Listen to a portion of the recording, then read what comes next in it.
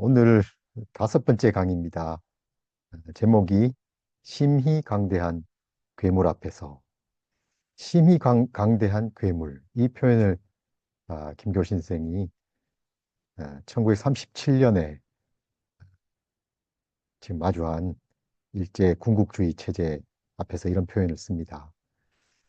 음, 그래서 오늘 다룰 시기가 1937년에서 41년. 점점 이제 파시즘 체제가 강고해지고 전쟁이 확산되는 그 시기였는데요.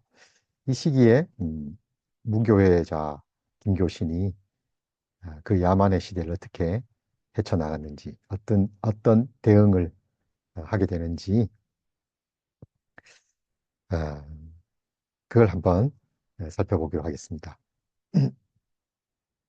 주로 중심에 놓고 읽을 텍스트는 무교회 간판 철거의 제의라는 글입니다. 아, 먼저 1936년에서 37년 사이 김교신이 개진했던 무교회론에서 시작해 보겠습니다. 그래서 이 첫 번째 소제목을 무교회, 전적 기독교 이렇게 잡았습니다. 지난 언젠가요 강의에서 한번 말씀드린 적이 있었는데요. 1936년 초에 신사참배가 강요되어서 기독교계 학교가 폐쇄되는 일이 일어났습니다. 그리고 1937년 7월 중일전쟁이 발발하게 되죠. 그러니까 이제 이 두 개는 상징적인 사건입니다. 식민지의 일상이 지금 전시 군국주의 체제의 규율, 규율이 점점 강화되고 그런 체제 속으로 짜여 들어가게 되는 그런 시기입니다. 이 무렵에 김교신은 조선의 기독교가 순교의 세대에 처해 있음을 알아차립니다. 1936년 초에 벌써 순교라는 말을 쓰기 시작합니다. 김교신이 순교라는 말을 쓴 것은 그냥 일반적인 수사로 쓴 말이 아닙니다. 김교신은 빈말을 하는 사람이 아니었어요. 그 모친도 나중에 김교신 선생을 회고하면서 교신이는 빈말을 안 한다고 이렇게 말한 적이 있습니다. 그러니까 순교의 세대가 됐다라는 말은 내가 순교를 각오하겠다는 말이었습니다. 이런 상황에서 김교신은 무교회가 맞서 싸워야 할 대상을 새롭게 설정해야 했는데요. 이 무렵 김교신이 1936년 9월에 나의 무교회, 그리고 11월에 대립항쟁의 대상, 또 1937년 5월에 무교회 간판 철거의 제의라는 글을 차례로 발표합니다. 이 글들은 전부 김교신의 무교회론인데요. 그 당시 상황에 적극적으로 개입하면서 무교회론을 정초해 간 것이죠. 아, 나의 무교회. 이 글에서 김교신은 무교회를 비판하는 이들에 맞서서 대담한 주장을 합니다. 이 무렵에 김교신의 무교회론에는 조선의 무교회자로서의 그 자부심이 매우 강하게 묻어 있습니다. 그러니까 조선에서 무교회 운동을 지금 만 10년을 한 거잖아요. 일본의 무교회 지도자들도 있고 했지만 또 그들을 아주 존중하고 배우려고 했지만 또 조선과 같은 이 열악한 상황에서 10년을 무교회 운동을 했으니까요. 자부심이 있을 만하죠. 그래서 이렇게 얘기합니다. 나는 우치무라가 아니고 영웅도 아니지만 그래도 나는 나라는 걸 인식해야 한다. 그러면서 무교회를 향한 두 가지 오해를 바로잡는데요. 하나는 우치무라가 무교회주의를 가르치는 줄 아는 것. 이것은 오해다. 내가 우치무라에게서 배운 것은 무교회주의가 아니고 성서이고 복음이었다. 이렇게 말합니다. 또 하나는 기성교회를 공격하는 것이 무교회주의의 사명이다고 오해하는 이들이 있지만 나의 무교회, 이때 나의 무교회 이렇게 말해요. 나의 무교회는 그렇지 않다는 것입니다. 이 주장이 몇 달 후에 쓴, 두 달 후군요. 대립항쟁의 대상에서 더 분명히 표명되는데요. 대립항쟁의 대상의 한 구절입니다. 무교회주의의 본령은 소극적으로 대립항쟁함에 있지 않고 적극적으로 진리를 천명하며 복음에 생활하는 데 있다. 때로 항쟁이 없지 못하나 이는 진리가 현현하며 생명이 성장하는 길에 장애물을 봉착할 때의 일시적 불가피의 현상이다. 교회를 향해서 대립하는 것도 교회주의가 진리를 막고 있기 때문에 대립하는 일시적 현상이지 대립 자체가 목적이 아니라는 것이죠. 무교회라고 해서 기독교회만이 그 항쟁의 대상이 아니다. 무교회자는 개념에 사는 학자가 아니요. 현실 세계에 생활하는 산 사람인 고로 그 시대 그 사회의 현실에 자간하여 싸운다. 그러니까 시대마다 대립 항쟁의 대상이 바뀔 수 있고 그 어, 대립해야 할 대상이 무엇인지를 그 사회, 그 현실에 착안해서 똑바로 보고 이렇게 싸우는 사람이 바로 무교회자다. 이런 얘기죠. 한편 이 무렵 김교신이 일본 무교회의 상황에 개입해서 무교회론을 전개하기도 했습니다.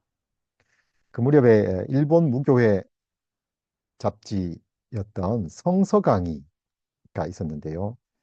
이건 뭐 일본 무교회는 무교회 지도자들마다 잡지를 하나씩 다 가졌습니다. 이건 무교회의 전통인 것 같습니다. 지금도 무교회에서 나오는 잡지들이 여러 개 있잖아요.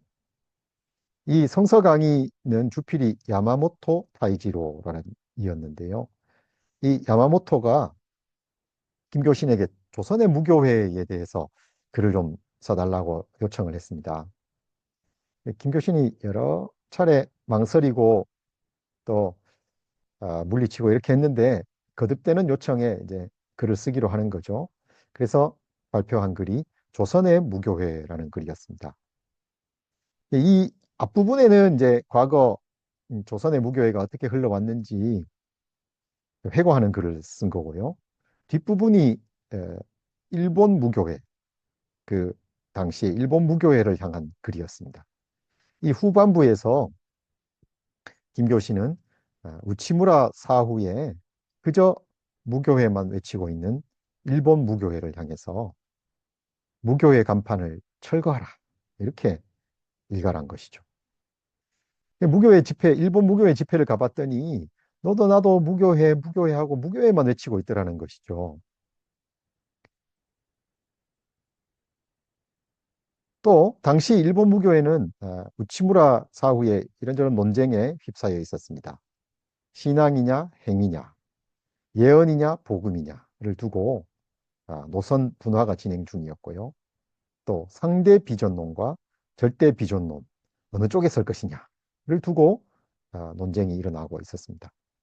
김교신이 보기에 이런 논쟁은 기독교 신앙의 핵심을 벗어난 것이었고 그 시대의 긴급한 상황에서 보더라도 적절치 않은 것이었습니다. 또 이런 상황에서 구원이 교회 밖에 있느냐 안에 있느냐 이런 논쟁도 한가한 것이었습니다. 순교의 시대가 지금 목전에 와 있는데 구원이 교회 안에 있느니 밖에 있느니 할 때가 아니라는 거죠. 그러니까 김교신이 지금 일본 무교회를 향해서 무교회의 간판을 철거해라 이렇게 한 것은 무교회를 부정하자는 게 아니고 무교회가 지금 맞서 싸울 대상을 분명히 하라는 촉구였던 거죠. 위에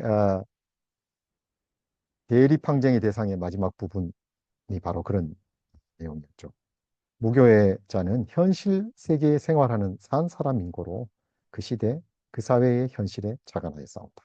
그렇게 싸워야 한다는 것이죠. 어, 이 글이 성서 강의에 실린 것은 1937년 5월의 일이었습니다. 그리고 바로 그 달에 성서조선에도 같은 취지의 글을 발표하는데요. 무교회 간판 철거의 제의라는 글이 바로 그것입니다. 이 글에서 김교신은 아, 무교회가 교회와의 대립 항쟁의 그 존립 이유가 있다는 식으로 말하는 이들을 비판하면서 무교회주의는 곧 전적 기독교다는 대담한 주장을 펼칩니다. 무교회 곧 전적 기독교. 이런 표현을 이 무렵 1937년 5월 이를 전후해서 두세 차례 같은 표현을 쓰고 있습니다.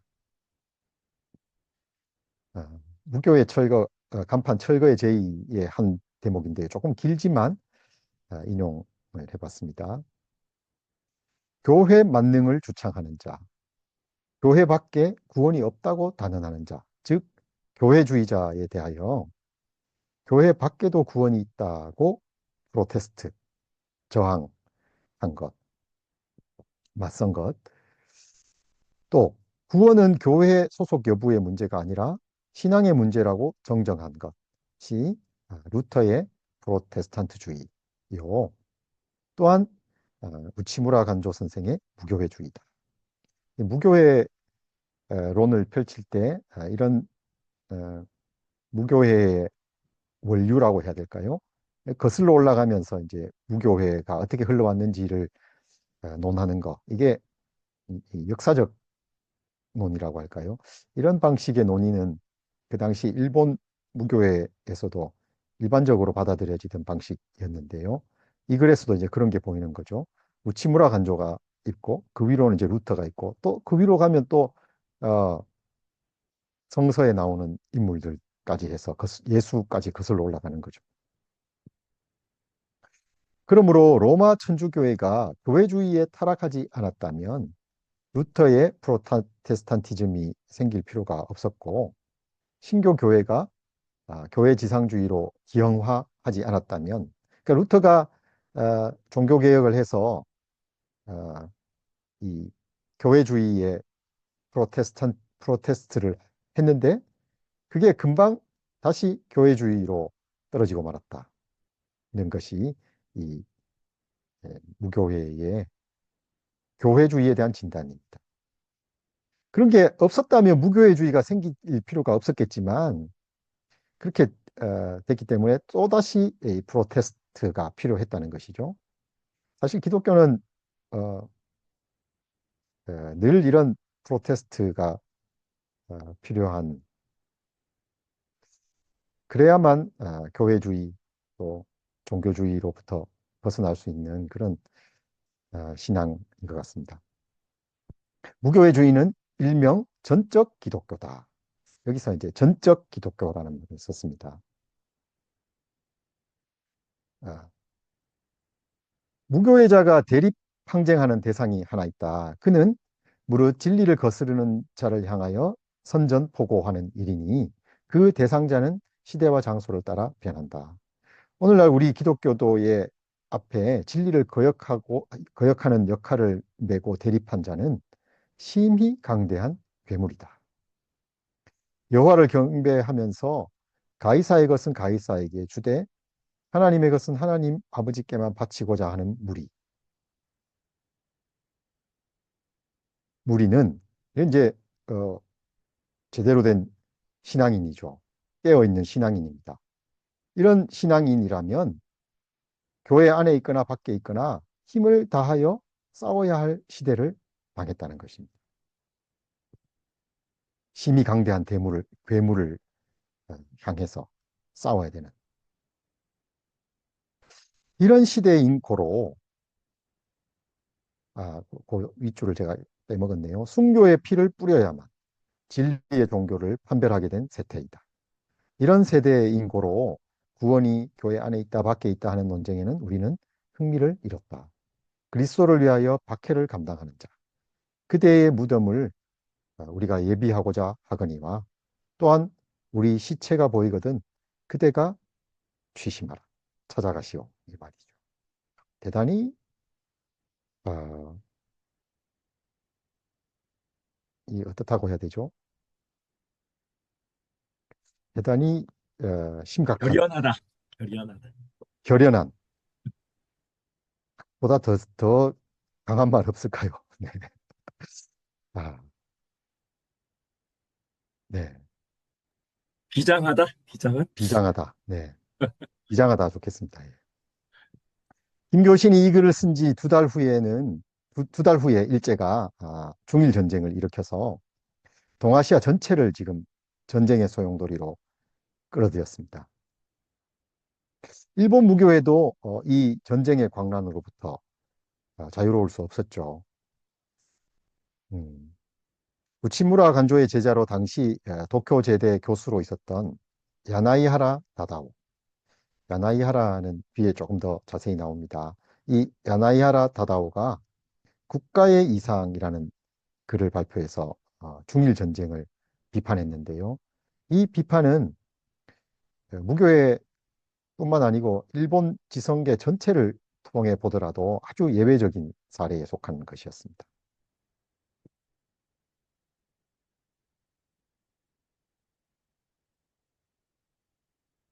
가타야마 대츠에게 보낸 편지입니다. 이 무렵에 김교신이 가타야마 대츠에게 두 통의 편지를 보냅니다. 1938년 1월의 일입니다.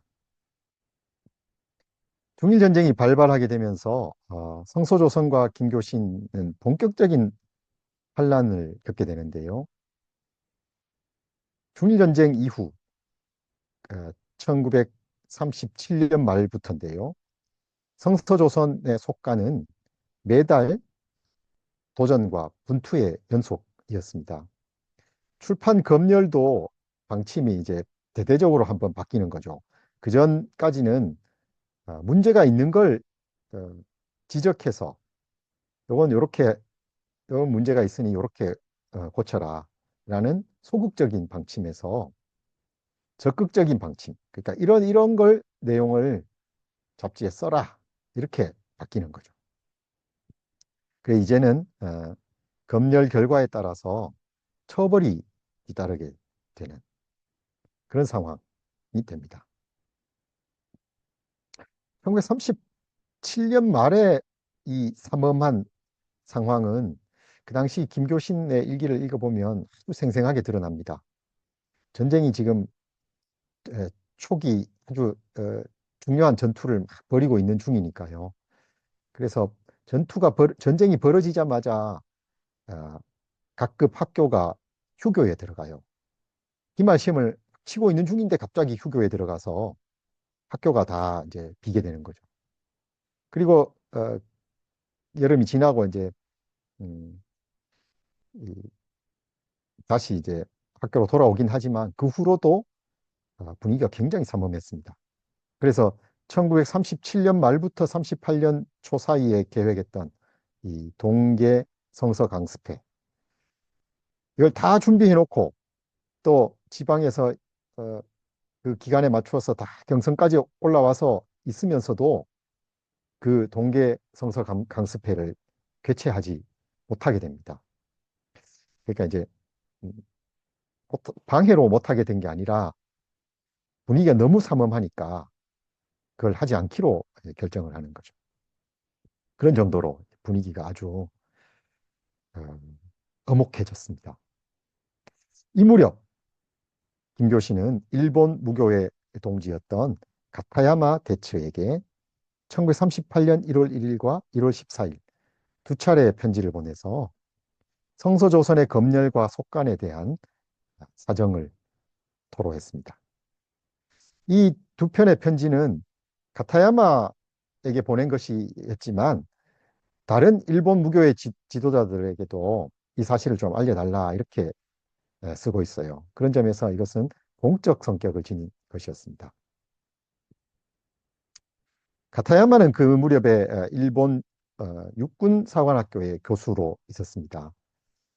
그러다가 이제 태평양 전쟁이 벌어질 무렵이었나요?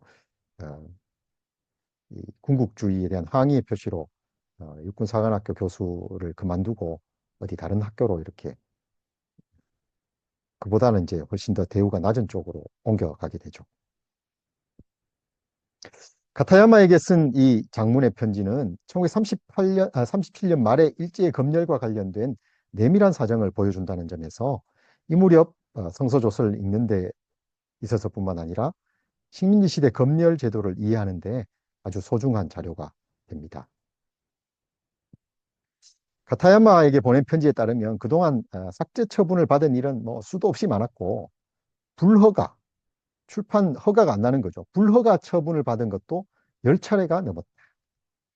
불허가 처분을 받게 되면 문제가 된 부분을 빼고 검열을 다시 받아야 했는데 1937년 한 해에만 3차례나 불허가 처분을 받았고 특히 1938년 신년호는 2번 연속으로 불허가 처분을 받았다. 김교신이 이 일을 지금 가타야마에게 자세히 알리고 있는 거죠. 아마 이 시기에 김교신은 이런 방식으로라도 그 시대를 증언해야 된다는 어떤 기록에 대한 강박에 매여 있었던 게 아닌지 그런 생각을 할 수 있습니다. 가타야마도 그걸 알았던 것 같아요. 그래서 이 가타야마가 이 편지를 오랫동안 간직하고 있다가 가타야마 사후에 그 아들이 이걸 공개했다고 하죠. 전집에 지금 7권 맨 마지막에 이 편지가 실려 있습니다. 김교신의 편지가 이렇습니다. 제108호, 이게 이제 1938년 신년호입니다. 108호의 편집을 끝내고 출판 허가원을 조선총독부 경무국에 제출한 것은 37년 12월 15일 오전 9시 반. 같은 날 오후 경무국으로부터 전화로 신년호의 건두 한 페이지에 황국신민서사 1과 2를 게재하라는 지령을 받습니다.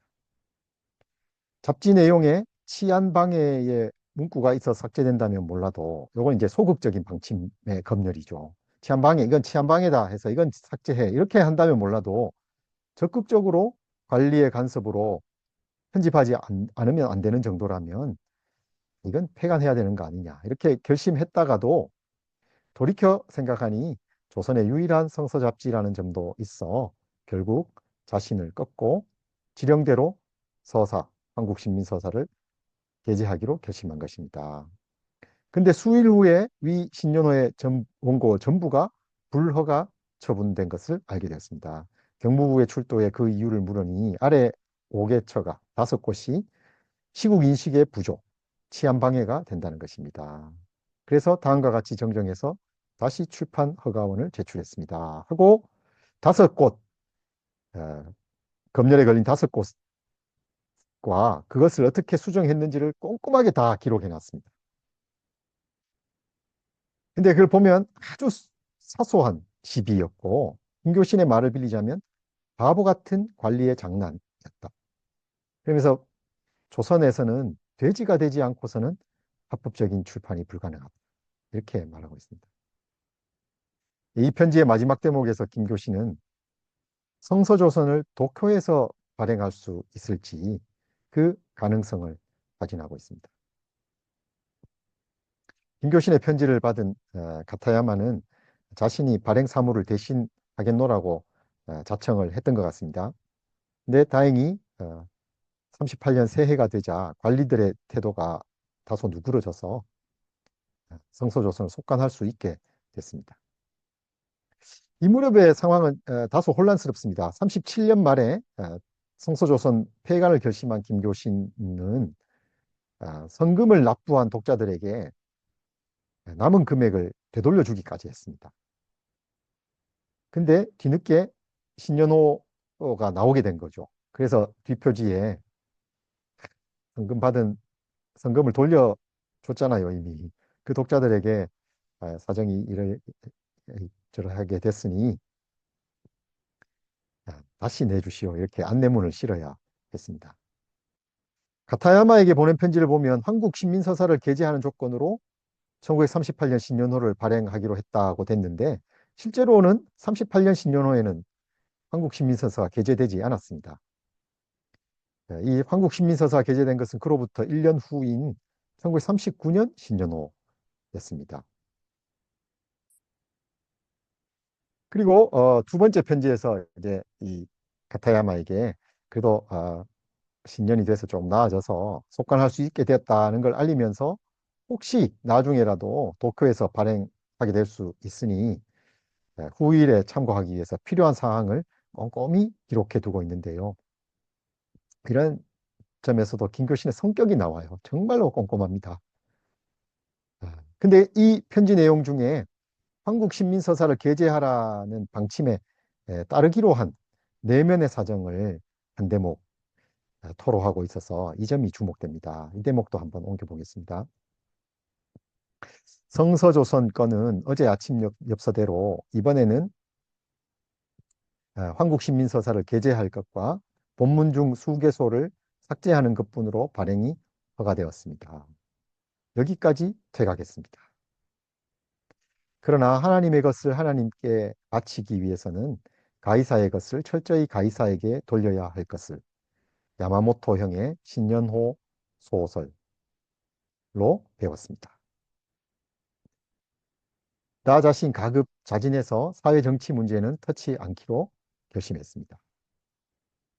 하여간 굳이 관리를 흥분시키는 것 같은 기사는 안 쓸 작정이며 성서대로 말할 수 있는 것으로 최대의 자유로 알고 감사하겠다.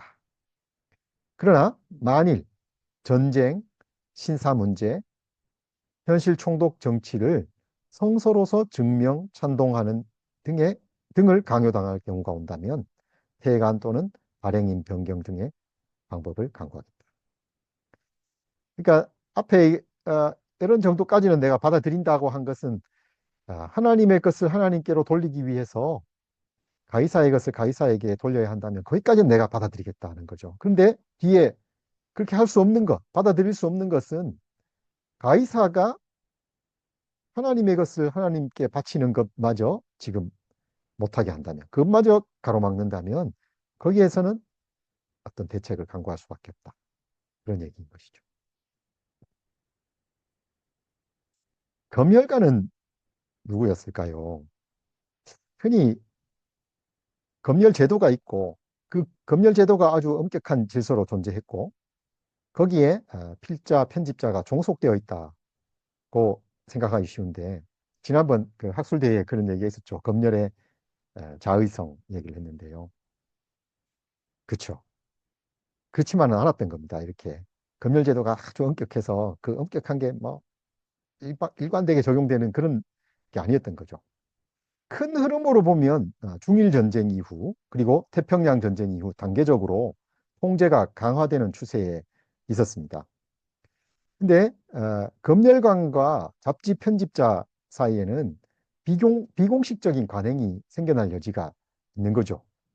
또 두 사람 사이에 상호작용이 반복되다 보면 서로 양해하는 기준선이 생겨나게 마련이잖아요. 매달 가서 이렇게 저렇게 잡지를 내는 사람이 있고 또 그걸 이건 된다 안 된다 이렇게 얘기하는 사람이 있으니까요. 거기서 뭐 때로는 옥신각신하기도 하고 뭐 하는 거 아닙니까? 이 비공식의 영역에서 검열관의 재량이 발휘될 수 있었습니다.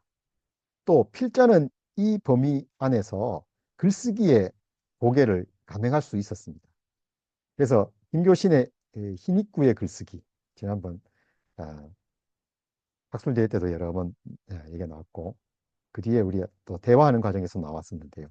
희닉구의 글쓰기가 시도되었던 것은 바로 이 자리였습니다.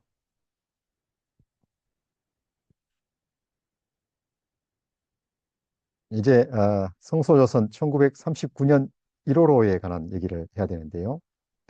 1939년 1월 성소조선을 받은 독자들은 충격에 휩싸였을 겁니다. 어, 그 표지, 표지 안쪽에 황궁 사진과 함께 한국신민서사가 실려 있었던 거죠. 1938년 말 김교신은 갑작스럽게 도쿄행을 감행합니다. 어, 1938년 12월 24일에 이제 도쿄로 떠나서 연말을 거기서 보내고 31일에 도쿄를 떠나서 1월 1일에 돌아오나요? 아무튼 조선으로 그렇게 한 일주일 남짓한 기간 동안 도쿄 여행을 하는데요. 이 도쿄로 떠나기 전에 독자들에게 휴관 통지서를 보냈습니다. 그리고 그 여행을 해서 돌아온 김교신은 다시 속간을 위해서 총독부와 관청을 드나든 끝에 출판 허가를 얻어냅니다. 그래서 뒤늦게 보통은 이제 달 초에 늘 성서조선을 발송을 하는데 그보다 열흘 또 훨씬 더 지체해서 신년호를 간행하는 거죠. 아마 이 여행에서 도쿄 여행에서 일본 무교의 동지들을 만나서 이런저런 의견도 구하고 마음을 정했던 것 같습니다. 휴관된 줄 알았던 성서조선이 배달되어 왔을 때 독자들은 우선 반가웠지만 그것도 잠시이고 첫 장을 펼쳐보고 놀랄 수밖에 없었던 거죠. 김교신이 이 한국신민서사를 성서조선에 게재한 일을 어떻게 봐야 될까요? 이 일을 두고 김교신을 비판하는 목소리가 있습니다. 음, 조선을 사랑했던 김교신이 또 진실이 대사업이라고 했던 김교신이 한국 신민서사를 실은 이런 성서조선을 낸다는 것이 옳은 일인가? 이것은 식민지 체제에 대한 굴종이고 또 신앙의 양심에도 어긋나는 일이다. 이런 취지의 비판이었을 겁니다. 어, 이 일을 판단하려면 다음 두 가지 측면을 동시에 고려해야 됩니다. 하나는 식민지 말기의 상황입니다. 예, 한국 신민서사란 게 뭐였을까요? 1937년 미나미 지로, 미나미 총독이 부임하는데요. 이 미나미가 부임하면서 한국 신민화 정책을 시행합니다. 아주 악명 높은 총독이죠. 나중에 에, 그 일본이 패전하고 나서 패전의 책임을 물어서 사형이 되나요? 종신형을 받나요? 아이고, 제가 기억이 가물가물하네요. 아무튼 그런 인물이었습니다. 이렇게 한국 신민화 정책이 시행되자 이 한국 신민화 정책이라는 건 결국은 조선인들도 한국 신민으로서의 의무를 다해야 된다는 것이죠. 이 총독부의 시책에 부응해서 이각종, 김대우 등 친일파들은 한국 신민서사를 만들어서 의례 때마다 낭송하게 했습니다. 한국 신민서사라는 게 일본인들이 만들어서 조선인에게 강요한 게 아니고 조선의 친일파들이 만든 거였습니다. 한국 신민서사는 일본인에게는 강요되지 않았어요. 일본 식민지 내에도 식민지가 조선 말고 뭐 대만도 있고 있었잖아요. 그런 데는 강요되지 않았습니다. 조선인들에게만 강요되었던 그런 맹세문이었던 거죠. 이게 참 어, 어떤 면에서 역설적인데요. 이 서사는 포섭과 배제의 이중성을 담은 것이었어요. 한국 신민 서사를 낭송해야 되는 사람은 한국 신민은 이걸 낭송할 필요가 없습니다. 왜냐하면 벌써 한국 신민이니까요. 한국 신민이 아예 될 수 없는 사람도 이 서사를 낭송할 필요가 없습니다. 어차피 한국 신민이 될 수 없으니까요. 근데 조선인들은 한국 신민이 아닌데 지금 이 서사를 매일같이 암송함으로써 한국 시민이 되어야 되는 그런 상황에 있었던 거죠. 물론 이걸 암송한다고 해서 한국 시민이 되는 건 아닙니다. 어차피 일본인과 조선인 사이에는 차별이 있는 거죠. 그러니까 이게 아주 허구적이고 이중적인 그런 맹세문이었던 거죠. 조선인들만이 매일 반복해서 이 맹세문을 암송함으로써 한국 신민 되기를 수행해야 했던 것입니다. 한국 신민화 정책은 식민지인의 일상을 촘촘하게 규율하고 있었습니다. 정신작흥 주간, 성지봉체 주간, 무슨 주간. 이게 김교신의 일기를 이 무렵의 일기를 따라 읽어보면 수시로 무슨 주간이 있어요. 그러면 거기에 맞는 국가 의례에 참여해야 됩니다.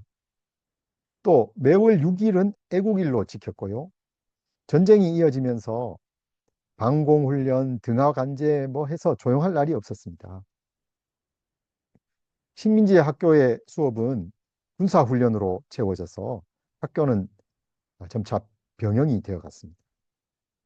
식민지에서 거행되는 국가 의례에서 한국 신민서사는 늘 방송되고 있었습니다. 그러니까 한국 신민화 정책이라는 게 식민지의 법, 미디어, 또 이러저러한 상징들 이런 것들이 총체화되어서 조선인을 한국 신민 만들기로 동원하고 있었던 거죠. 김교신도 이런 상황에서 예외적일 수는 없습니다. 당시 조선에 살고 있는 사람으로서 이런 분위기로부터 벗어날 수 있는 사람은 없죠. 김교신은 식민지 체제가 불의한 체제라는 점을 분명히 했지만 식민지의 교사로서 국가의식에 참여해야 했습니다. 이 상황을 그는 하나님의 것을 하나님께 바치기 위해서는 가이사의 것은 철저히 가이사에게 돌려야 할 것이라는 말로 정리하고 있었던 거죠. 하나님께 바쳐야 할 것을 가이사가 막는다면 그것은 거부할 수밖에 없었습니다. 네, 이게 그 당시의 식민지 상황입니다. 이게 하나의 측면이고요. 또 그것과 동시에 고려해야 될 또 하나의 측면은 김교신의 내면입니다. 김교신이 한국 신민서사를 게재하면서까지 성서조선을 단행해야 했던 이유, 그 내면의 사정을 따라가야 하는 것인데요. 우선 무교의 간판 철거의 제의, 아까 읽었던 글에서 보여줬던 김교신의 상황 인식을 염두에 둬야 됩니다. 그는 무교회가 진리를 거스리는 심히 강대한 괴물과 대립 항쟁하고 있음을 알고 있었고 이 싸움은 그리스도를 위하여 박해당하는 일임을 알았습니다. 그는 이 싸움에 목숨을 걸 각오가 돼 있었습니다. 이 무렵의 일기를 통해서 김교신의 내면을 따라갈 수 있는데요. 아,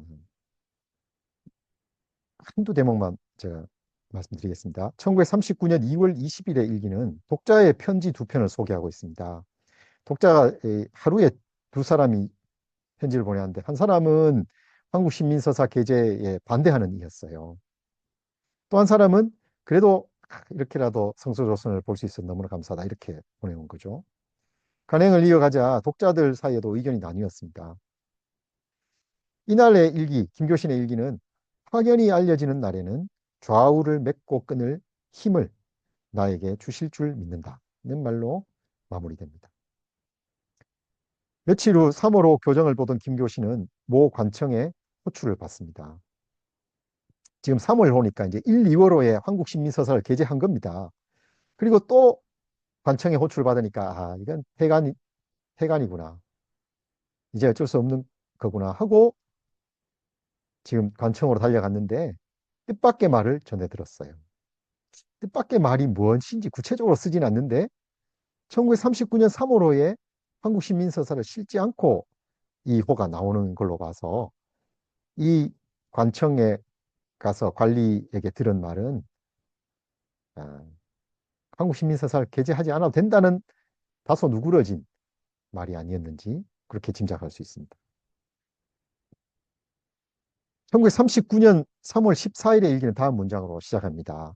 새벽 남천에는 화성과 화연딸이 나란히 하였고 금성은 아직 지평선 위에 소슬락말락한데 북한산은 엄숙히 솟았고 우주는 정숙히 침묵하다. 장엄한 우주에 대한 경탄 그리고 그 앞에선 지극히 유한한 존재의 경기 이 감각을 김교신은 붙들고 있었습니다. 새벽 5시가 되자 약사사 스님의 목탁 소리가 들려옵니다. 원고가 급해서 초조한 마음으로 책상 앞에 앉아 보았지만 글이 안 되자 그걸 털고 일어나서 산골짜기 기도처를 찾아서 기도하기 시작합니다. 이날의 기도를 이렇게 옮겨놓고 있습니다. 주 예수여, 당신을 사랑하기보다 더 사랑하는 것이 있을진데 내 입에서 설교를 끊으시옵소서. 그 나라보다 더 연모하는 생활이 땅 위에 있을진데 한 줄 원고도 이루지 못하게 하옵소서. 땅의 것을 생각지 말고 위의 것을 생각함이 절실하옵거든 주여 그때에 다음 달 호에 원고를 쓰게 허락해 주옵소서. 기도를 마치고 내려왔는데 보니까 도쿄에서 귀성하는 이가 방문하고요. 또 도쿄에 가서 사업하겠다는 이가 또 방문합니다. 이들의 앞길을 마음으로 축복해 주었습니다. 그리고 이렇게 쓰고 있습니다. 세상 일은 풀과 같고 들의 꽃과 같아서 때가 오면 찬란하되 또한 얼마 못 되어서 조락한다. 우리 성조 발간의 일만은 하나님의 긍휼을 입어 부침과 성세의 변전 없이 가늘지라도 길고 길게 꾸준히 걷고자 한다. 김교신의 이 선택, 한국 신민 소설 게재한 거요. 이 선택을 디트리 본헤퍼와 견주어 보는 게 어, 한편으로 유익하리가 생각됩니다. 디트리히 본헤퍼 평화주의자와 암살자 사이에서라는 책이 비아 출판사에서 몇 달 전에 나왔습니다. 이걸 참고해 볼 수 있는데요. 본헤퍼는 김교신과 동시대에 지금 나치 독일 치하를 살았던 루터교 목사이자 신학자입니다. 김교신보다 5년 늦게 태어나서 몇 주, 2주인가요? 일찍 작고했습니다. 나를 따르라에서 산상수훈을 본문으로 삼아 급진적 제자도 평화주의 윤리학을 정초했습니다. 이 점도 김교신과 비슷하죠. 나를 따르라에서 이렇게 쓰고 있습니다. 그리스도를 따르는 사람은 평화를 누리려고만 하지 말고 평화를 만들어내야 한다. 그러기 위해서는 폭력과 폭동을 포기할 수밖에 없다. 예수의 제자들은 다른 사람들에게 고통을 주는 것 대신 자기 스스로 고난받음으로써 평화를 지키고 다른 이들이 깨뜨리려 하는 공동체를 보호하고 자기 주장을 포기하며 증오와 부정의에는 냉담한 태도를 보인다. 그렇게 그들은 선으로 악을 이긴다. 이 평화주의의 윤리를 주창한 것이죠. 근데 그로부터 몇 년 후 보네퍼는 히틀러 암살 작전에 가담했다가 체포되어서 1945년 4월 9일 종전을 2주 앞두고 처형됐습니다. 평화주의자였던 보네퍼가 어떻게 암살자가 될 수 있었을까요? 히틀러의 히틀러 암살 시도, 보네퍼의 히틀러 암살 시도를 어떻게 봐야 될까요? 이 물음 앞에서 이 책 저자는 흥미로운 해명을 시도합니다. 인간이 정초한 윤리나 질서로 설명하기 어려운 어떤 상황이 있다는 것입니다. 그런 상황에서라면 윤리학은 하나님의 관계적 속성, 관계적 속성을 충분히 고려하지 못하고 하나님의 명령을 제한할 수 있다는 것입니다. 그러니까 히틀러 같은 이런 괴물과 마주한 상황이라면 또 역사의 어떤 거대한 모순 앞에서 자신의 운명을 걸고 무언가를 선택해야 한다면 이런 상황일 수 있다는 것이겠죠. 이 지점에서 이 책은 아케다 사건에 대한 보네퍼의 해석에서 실마리 찾습니다. 아케다 사건이라는 건 이 하나님이 아브라함에게 이삭을 제물로 바치라고 했던 그 사건입니다. 아케다라는 게 이게 히브리어로 묶는다라는 뜻이라고 합니다. 그러니까 이삭을 묶었다는 거죠. 그리고 이 책이 내리는 결론은 다음과 같습니다. 우리는 무엇보다 하나님께 가야만 한다는 것. 그리고 하나님은 예상할 수 없고 심지어 비윤리적인 명령을 우리에게 내릴 수도 있다는 것. 그러한 명령이 윤리적 원칙과 상호 모순일 것 같지만 궁극적으로는 윤리적 원칙을 긍정하게 된다는 것입니다. 그렇다면 보네포가 암살 모의에 가담한 것은 옳은 일이었을까요? 이 책의 저자는 이 물음 자체가 이게 잘못된 물음이라는 걸 식으로 얘기하는데요. 이 물음이 윤리적 결정을 마치 인간 스스로 하는 것처럼 전제한다는 점에서 질문 자체가 잘못되어 있다는 것이죠. 그래서 종교적 극단주의를 경계하면서 두려움과 떨림으로 하나님 앞에 서야 한다. 것으로 이 책이 마무리됩니다. 제가 이걸 너무 과도하게 원래 뭐 책도 뭐 소책자이긴 한데 너무 과도하게 요약을 해서 좀 오해가 있을 수도 있을 것 같습니다. 책을 한번 읽고 생각을 해보시면 좋을 것 같고요. 근데 김교신의 결정, 한국 신민서사를 게재했다. 이 결정은 보네퍼만큼 중대한 윤리적 물음을 제기하지는 않습니다. 한국 신민서사를 수록한 것은 민족주의의 관념과 부딪히긴 하지만 평화주의 윤리를 위반하는 것은 아니죠.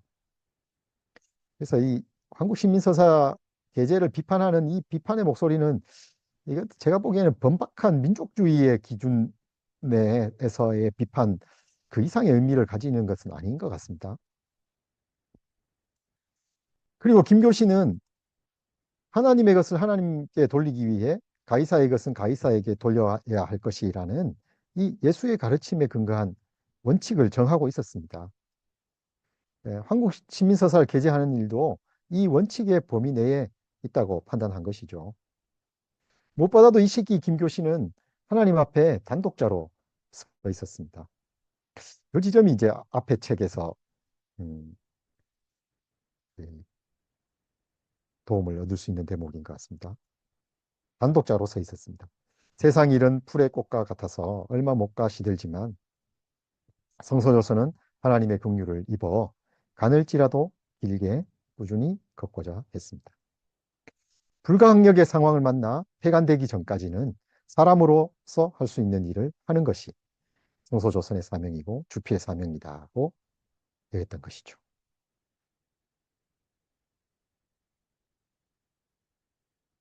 이처럼 한치 앞을 내다볼 수 없는 상황에서도 김교신의 분투는 대단했습니다.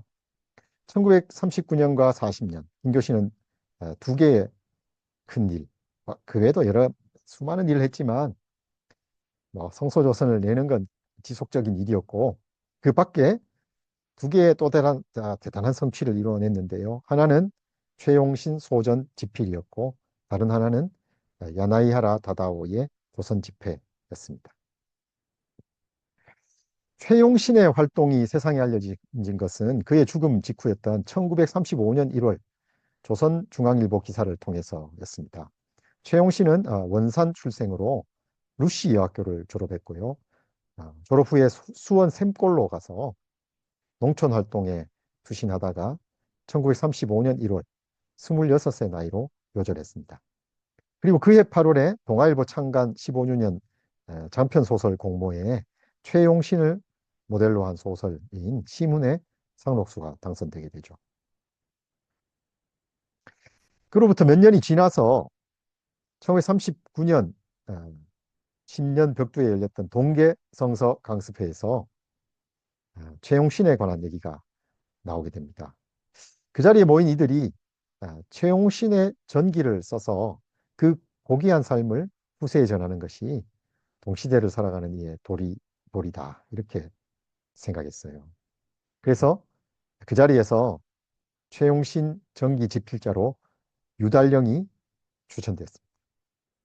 유달령은 김교신의 양정학교 첫 담임반의 제자였고 졸업 후에 수원 고농으로 진학해서 공부하다가 이 무렵에는 이제 개성 호수돈 여학교에 교사로 있었습니다.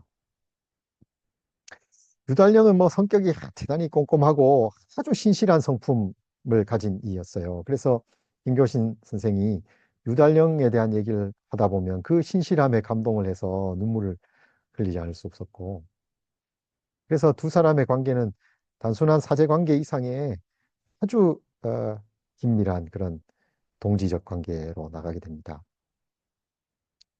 나중에는 이제 사돈 관계가 되기도 하고요.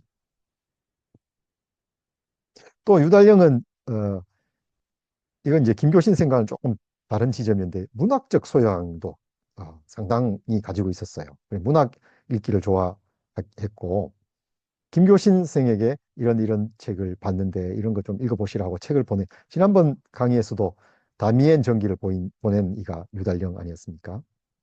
글쓰기도 매우 꼼꼼하게 글을 쓰는 이였습니다. 그래서 1935년에서 6년 사이 그 동계 성서 강습회가 있었을 때 그 성서 강습회에 있었던 일을 기록해서 발표한 이가 유달령이었는데요. 그전 해까지는 김교신이 이걸 매년 꼼꼼히 적어서 음, 발표를 했는데 그 해에는 유달령이 그의 친구, 병상에 있는 친구를 위해서 이걸 기록하는 걸 보고 김교신이 보니까 이걸 너무나 신실하게 꼼꼼하게 기록하고 있는 거죠. 그래서 김교신이 그럼 원래는 내가 안 하겠다. 네가 해라 해가지고 이제 그 유달령에 맡긴 거죠. 그러니까 이미 유달령은 그런 이런 일을 할 만큼 한 그런 그걸 이미 보여주고 있었습니다. 또 유달령이 수원 고농을 다닐 무렵 최용신의 수원 샘골에서 농촌 활동을 하고 있었는데요. 유달령이 이 수원 고농으로 왔던 최용신을 만난 적이 있었습니다. 이 일을 최용신 소전에 생생히 기록하고 있습니다. 당시 유달령이 재직하던 호수돈 여학교는 고귀한 삶을 살다간 방해인, 또 다른 여성 활동가였죠. 방해인의 모교이기도 했습니다. 그래서 방해인은 최용신과 같은 해인 1909년 황해도 황주 출생으로 호수돈 여학교를 졸업하고 전주 기전여학교 교사로 있으면서 고아들과 거린 한센인을 돕는 일에 헌신하다가 1933년 24살의 나이로 요절했습니다. 전주 기전교회 배은희 목사가 이 방해인의 삶을 기록해서 방해인 소전을 간행했어요. 이 방해인 소전을 성서조선 그룹에서 많이 읽고 독자들에게 돌리고 이렇게 했습니다. 유달령이 방해인 소전의 열독자였고 호수돈 여학교 이제 선배였던 거죠. 그 여학생들에게는. 그래 그 선배인 방해인을 본받으라고 늘 말했습니다. 그러니까 유달령으로서는 최용신 전기를 쓸 이유가 많았던 것이죠. 이 일에 김교신과 유달령 두 사람이 쏟은 열정은 대단했습니다. 유달령은 샘골을 답사하면서 마을 사람을 만났고 최용신의 고향인 원산에도 가서 가족들을 만나기도 하고 루시 여학교에 가서 문집에 실린 최용신의 글을 확인하기도 하는 등 1차 자료 조사를 했습니다. 김교신도 따로 샘골을 방문해서 최용신의 동생 용경을 만나서 언니에 대한 자료를 받아서 그걸 유달령에게 전달하기도 했습니다. 유달령은 지필에 대단한 공력을 기울였습니다. 유달령이 원고 초고를 들고 김교신을 찾아온 것은 1939년 8월 16일의 일이었습니다. 그날 일기입니다. 유달령 군이 탈고된 채용신 양의 정기를 품고 내방하여 반가움을 측량할 수 없다. 지난 동계 집회 때에 그 정기 출판의 간절한 요구를 유군에게 부탁했던 이래로 군은 자료 수집과 현지 답사를 마친 후에도 이미 썼던 원고를 찢어버리기 5, 6차, 격렬한 교무도 일단락된 8월 1일 이후로 때로는 새벽 2, 3시까지 거의 밤낮을 연이어 펜을 달린 결과로 이 한편 300여 매를 이루었다 한다. 그는 마치 대환, 큰 병을 치른 사람처럼 창백한 얼굴로서 이 원고 뭉치를 가지고 왔다. 유달령의 초고를 받은 김교신은 눈물로 원고를 읽었습니다. 최용신의 생애 자체가 눈물을 자아내는 생애였다는 것이 김교신의 첫 독후감이었습니다. 마을 사람들을 설득해서 강습소를 아, 지었고요. 그걸 기부를 받느라고 여기저기 찾아다니면서 이렇게 하죠. 장소가 좁으니 아이들을 절반 돌려보내라는 주재소 순사의 명령에 할 수 없이 아이들을 쫓아낸 이야기 등은 그 자체로도 감동적이어서 시문의 소설 상록수의 중심 줄거리가 되었죠. 실제로 채용신은 오전반, 오후반으로 나누어서 한 사람이라도 더 가르치려고 했었고 또 강습소에 못 오는 아이들을 찾아다니면서 밤늦게까지 가르치느라 건강을 돌볼 겨를도 없었습니다. 최용신 소전을 눈물로 읽은 이 김교신이 원고에 대한 의견을 유달령에게 편지로 전달했고요. 유달령은 세상에 살아 가르침을 받는 행복이 큼을 느낍니다. 가르치신 부분만 다소 퇴고하여 정서했으면 합니다. 라는 내용으로 답장을 보내옵니다. 최용신 소전 발간은 성서조선 독자들이 힘을 모아 이루어낸 일이었습니다. 집필 계획이 알려지자 비용을 부담하겠다는 독지가가 있었습니다. 근데 김교신이 이런 일은 스스로의 힘으로 해야 마땅하다고 생각해서 이 제안을 거절합니다. 발간 작업이 구체화되자 이 일을 공동 출자 형식으로 하자는 제의가 있었어요. 김교신도 이 제안을 받아들여서 독자들의 참여를 요청했습니다. 성소요선 1939년 9월호에 실린 협동사업의 제의라는 글에서 김교신은 선을 행하는 향락, 즐거움을 독점하지 않고 참여할 기회를 널리 제공하는 것이니 뜻있는 이들은 참여해라고 독려했고 이후에 출자에 참여하겠다는 독자들의 편지가 속속 도착했습니다. 책이 나온 후에 그의 책이 나오기 직전이었나요? 12월 13일에 유달령에게 쓴 편지에 음, 찬조자의 명단과 함께 책을 전해야 할 곳, 또 책을 전할 때 주의할 일, 이걸 꼼꼼하게 써보냅니다. 네. 찬조자의 명단이 쭉 나오는데요. 29명이었고, 찬조금은 적게는 1원부터 많게는 20원까지. 이때 1원은 뭐, 대략, 지난번에 박상희 교수님이 추정하신 걸로는 쌀값 기준으로 추정했을 때 1원이 약 2만 원이다. 근데 구매력으로 보자면 단순 2만 원 그 이상이었다고 봐야겠죠. 29명. 생각보다는 그렇게 많지는 않았던 것 같습니다. 네. 1939년 11월 중순 최용신 소전 조판이 시작됐지만 이 무렵이 되면 이제 물자 부족이 심각해요. 그래서 어려움을 겪어야 했습니다.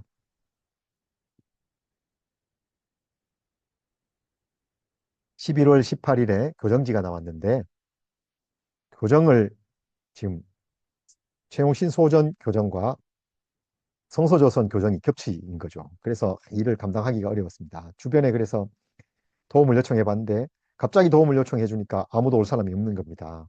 그래서 할 수 없이 교정지를 보퉁이째 사들고 집으로 와서 밤늦도록 혼자서 지금 교정을 보는 거죠. 김교신이. 11월 28일에 유달령이 교정을 위해서 상경했고 12월 2일에는 김병재라는 이가 한글 교정을 보고 교정지를 보내왔습니다. 이 김병재가 누구였냐면 당시 배재학교 교사였는데요. 해방 후 월북해서 북한의 언어학계에 거두가 된 이입니다. 지금 1939년 말이면 일제 조선어 말살 정책이 시행되고 있을 때였습니다. 이런 시기에 김교신은 조선어로 최용신 소전을 내면서 당대 최고의 한글학자에게 지금 교정을 부탁하고 있는 거죠. 김병재가 교정지를 보내면서 참으로 감격 가운데 읽느라고 철저한 교정이 되지 못했을까 염려합니다. 이렇게 엽서를 보내옵니다. 12월 6일에 김교신이 최종 교정을 받고 12월 14일에 첫 70부가 출간됩니다. 최용신 소전에 대한 독자들의 반응은 대단히 뜨거웠습니다. 최용신 소전의 발행일은 12월 15일로 되어 있는데요. 그러니까 발행일 바로 하루 전에 70부가 먼저 선 발행이 된 거죠. 하루 전 제본 완료된 70부를 협성신학교에 보냈고요. 12월 15일 발행일에는 하루 만에 초판 1000부가 매진됐습니다. 그날 1000부를 주문받은 곳에 배달하고 우편 발송하는 일을 김교신이 혼자 처리했습니다. 발행일에 초판이 매진되자 다음 날인 12월 16일에 두 번째 첨부가 나왔고 이날도 김교신은 책을 발송하고 배달하느라 바빴습니다. 이후로도 최용신 소장은 독자들의 사랑을 받아서 1년 만에 3쇄를 찍습니다. 1940년 11월 16일에 3쇄 허가가 나왔고 한 달 뒤인 12월 14일에 최용신 소전 300부를 괴짝에 넣고 자전거에 실어서 경성역까지 이제 김교신이 혼자서 또 운반하는 거죠. 이걸 내가 혼자 해냈다고 근력 자랑을 합니다.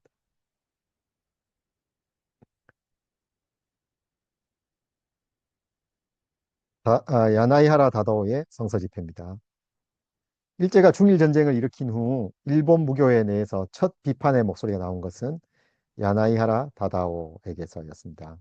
식민 정책학을 전공해서 20대 중반에 도쿄 제국대학 교수가 된 이였습니다. 이 야나이하라가 1937년 9월 중앙공론에 국가의 이상이라는 글을 발표합니다.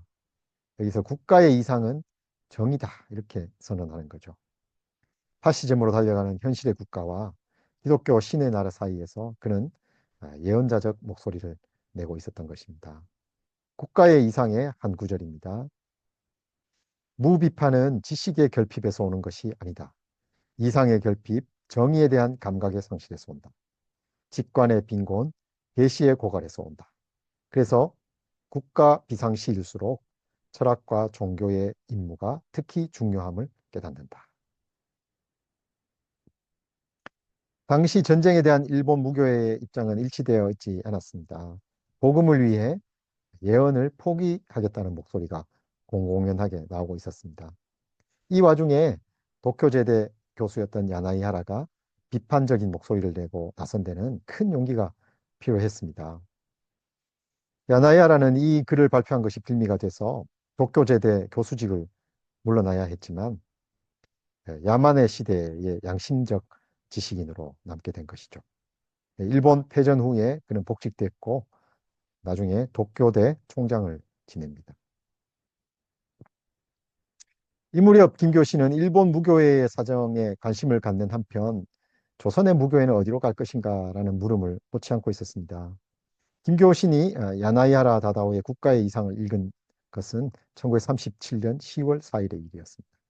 모시로부터 야나이하라 교수의 논문을 보내어 주어서 일독하니 세상에 나왔던 보람이 있는 듯하다. 귀한 것은 의로운 사람이다. 이 세대에 이런 사람이 있어. 이 야나이하라 다다오의 경성 집회 계획이 구체화된 것은 1940년 3월 말의 일이었습니다. 야나이하라가 경성 집회, 경성에서 조선에서 전도하겠다는 계획을 품은 것은 아주 이런 청년기 때부터였다고 합니다. 조선의 독립을 위해서 내가 일하겠다 이렇게 생각을 할 정도였다고 하니까요. 이 야나이하라가 어떻게 그런 생각을 품게 됐는지 좀 더 공부를 해봐야 될 것 같습니다. 1940년 3월 말 이 무렵 김교신은 12회를 재직하던 양정학교를 사임했습니다. 사임 바로 다음 날 곧바로 도쿄로 건너가서 3월 26일에 야나이하를 만납니다. 야나이하라의 뜻이 매우 확고했던 거죠. 명목상으로는 이 일을 경성 기독교 청년회, 이 무렵에 이제 기독교 청년회가 두 곳으로 나누어져 있었어요.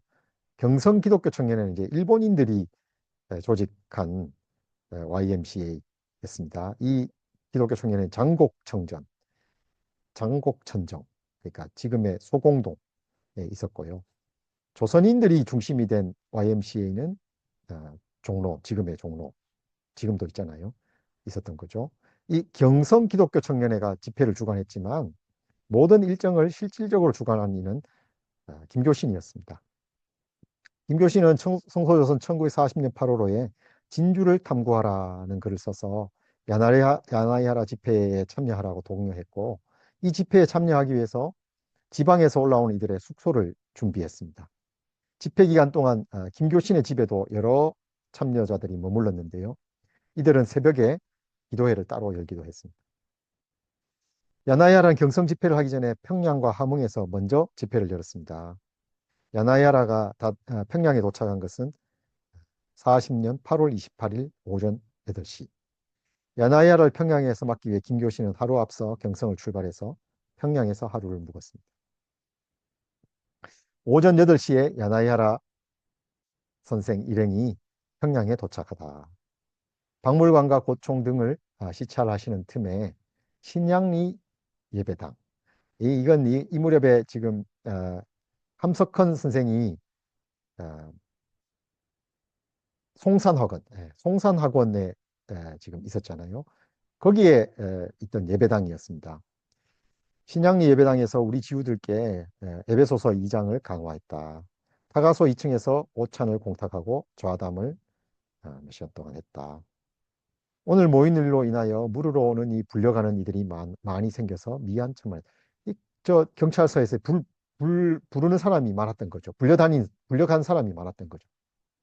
방공 연습 제2야라고 해서 캄캄하여 외출도 부자유하므로 오늘 밤 11시 반 차로 경성을 향해서 출발했다.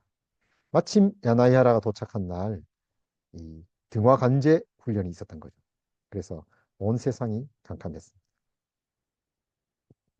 야나이하라는 불온한 지식인으로 지금 낙인 찍혀 있었습니다. 그의 조선행에 당국의 감시가 뒤따랐으면 물론입니다. 또 한편 함석헌도 지금 개우의 사건에 연루되어서 영어의 몸이 되어야 할 상황이었습니다. 그래서 지금 에, 그 부친이 에, 임종을 앞두고 있어서 고향 집에 가 있다가 경찰서에서 부르니까 이제 할 수 없이 지금 오는 거죠. 오면서 김교신에게 매일매일 엽서를 보냈어요. 이번에 가면 아무래도 못 돌아올 것 같습니다 하고 보내는 거죠. 김교신과 성서조선 그룹으로서는 그야말로 백병전을 치르겠다는 각오였습니다. 야나야라는 평양에서 1박 후 함흥으로 옮겨 거기서도 집회를 열었습니다. 8월 29일 오전 미리 경성에 와 있던 김교신은 그날 오후 평양에서 경성으로 온 야나야를 맞이해서 다시 함흥으로 전송했습니다. 야나야라의 경성 집회는 40년 9월 9일부터 13일까지 닷새 동안 진행됐습니다. 시국이 삼엄했던 탓에 공개적으로 모집하지 않았음에도 예상 인원의 2배가 넘는 140여 명이 참석했다고 합니다. 오늘 저녁 7시 반부터 시내 장곡천정 청년회에서 야나이하라 다다오 선생의 로마서 강좌가 개강되다. 개강 벽두에 마태복음 13장, 이제 천국 비유가 나오는 장이잖아요. 낭독하게 하고 선생활, 로마서 강의는 일종의 비유를 말하는 것이니 귀서 들을 자는 들으라. 강의도 비유요, 잡지도 비유로 써서 아는 자에게만 알게 하는 세대를 당했다. 야나이하라가 신변의 위험을 무릅쓰면서까지 조선에 와야 했던 것은 뭐 때문이었을까요? 그가 로마서 강의를 비유로 말해야 했던 이유는 무엇이었을까요? 이 두 물음에 대한 답은 하나로 모입니다. 바울이 로마서에서 이방인의 구원을 말했던 것처럼 야나이하라는 조선인의 구원, 조선 민족의 구원을 선포해야 한다는 사명에 이끌리고 있었던 것이죠. 김교신이 이 집회에 그토록 매달려야 했던 이유도 거기에 있었습니다. 네, 마무리입니다. 정진 또 정진. 이것도 이 무렵에 김교신이 썼던 글의 제목입니다.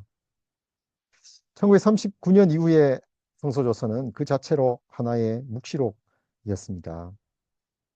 김교신과 함석헌, 야나이하라 등 그 시대의 예언자적 지성을 가진 이들은 한 시대의 종말을 내다보면서 비유로 말하고 있었습니다. 그들의 삶 자체가 하나의 비유였습니다. 그 시대의 종말과 함께 거기서 죽기로 예정된 것 같은 그런 삶을 살고 그런 죽음을 죽는 그런 생이 있습니다. 그래서 그의 삶에서 일어나는 사건이 그 사건 자체로만 해석되지 않고 그것이 시대적 의미와 함께 해석되는 시대. 그런 시대를 묵시록의 시대라고 할 수 있겠죠. 그리고 그런 삶을 살고 그런 죽음을 죽으니. 그래서 그의 삶과 죽음을 통해 그 시대를 증언한 이를 향해서 우리는 그 시대의 예언자라고 부를 수 있을 겁니다. 그 시대의 예언자 김교신은 자기 시대가 종말로 치닫고 있음을 감지하면서 자신의 삶의 마지막을 향해 달려가고 있었습니다. 이 묵시록의 시대에 가장 중요한 것은 기도를 통해 자아를 죽이는 일임을 알았습니다. 1939년 5월에 발표한 정진 또 정진의 몇 문장을 읽는 것으로 마무리하겠습니다. 기독교는 탈역종이다. 탈역종.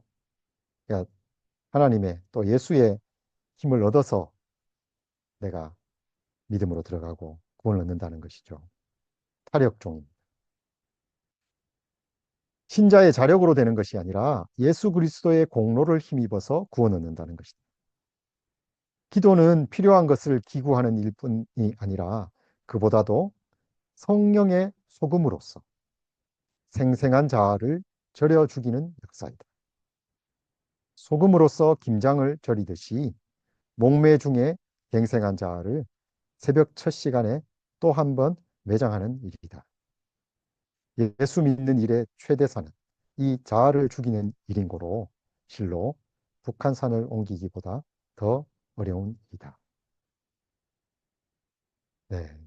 이 야만의 시대에 김교신이 아, 하나님 앞에 한독자로 서 있었던 것이죠. 네, 강의를 마치겠습니다.